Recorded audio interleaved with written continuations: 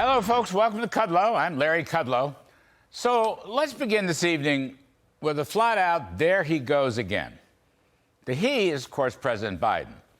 The there he goes again is his phony assertion today about a $1.4 trillion deficit drop that he claims is the largest one-year decline in history. Now, I'm going to be very careful here because factually, Mr. Biden has a point about the $1.4 trillion, all right?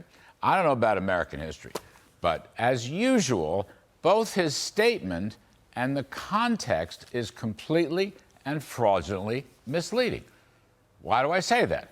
Well, let me quote from Maya McGinnis, president of the Mainstream Committee for Responsible Federal Budgets, neither left nor right. It's mainstream operations, done very well.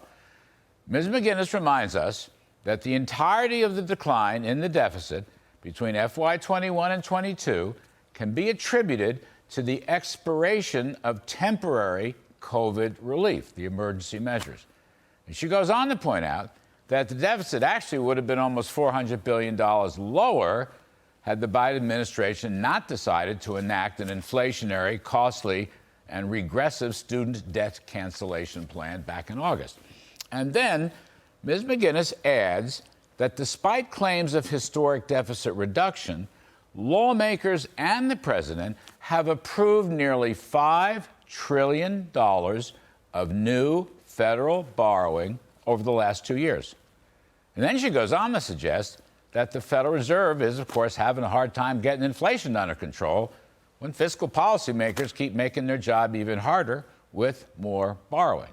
So, I didn't hear or read that Mr. Biden talked about the $5 trillion in new borrowing, nor did I hear him acknowledge that it was COVID spending coming to an end rather than any Biden spending or deficit reduction actions.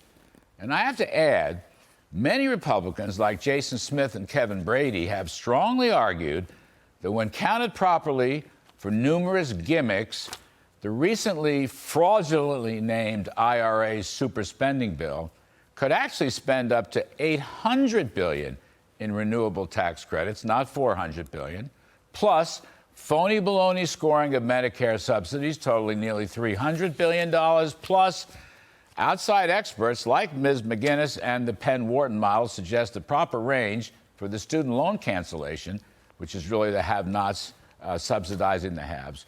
That range would be $500 billion to $1 trillion. Not even CBO's $400 billion, which itself was double the White House's roughly $200 billion. All right, go back to March of 2021, call that inflationary spending bill $2 trillion.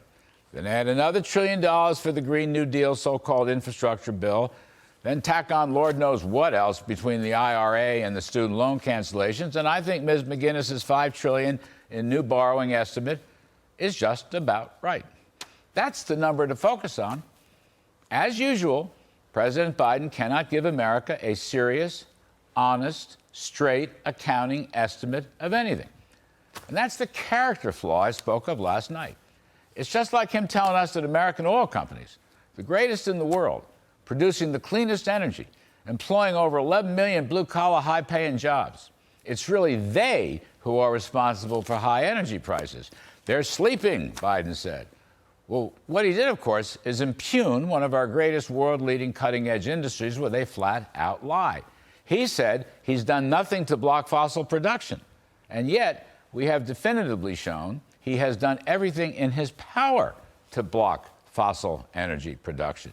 We're going to have more on that when we talk to the distinguished former Secretary of State Mike Pompeo and the equally distinguished former Energy Secretary Rick Perry. But back on the subject of Biden's spending and deficits.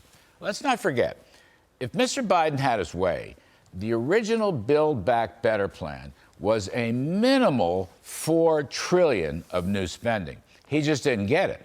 And it had a massive tax hike that would have done even more damage to the American economy. That's what he wanted. But during a brief shining moment, Senator Joe Manchin stood in the way. Well, so much for brief shining moments. One other fiscal point. In today's press conference, Mr. Biden keeps talking about a Republican plan that would add $3 trillion to the deficit. I don't know what he's talking about. This is an entirely made-up assertion. In fact, Kevin McCarthy and the House Republicans' policy guideline entitled Commitment to America explicitly talks about a strategy to rescind Biden's inflationary spending and borrowing, to rescind Biden's war against fossil fuel overregulation, and to rescind Biden's tax hikes, and to rescind 87,000 new IRS agents. If they had their way, they would rescind the entire $5 trillion of Biden borrowing. So this $3 trillion Biden fantasy about GOP intentions is just another flat-out lie. And that's the problem here. That's his character flaw. That's why Americans have completely lost confidence in him. And that's why the midterm elections on November 8th, voters are going to reject the idea that Mr. Biden is the person to save our sinking ship. That's right, folks. The cavalry's coming, and with good reason.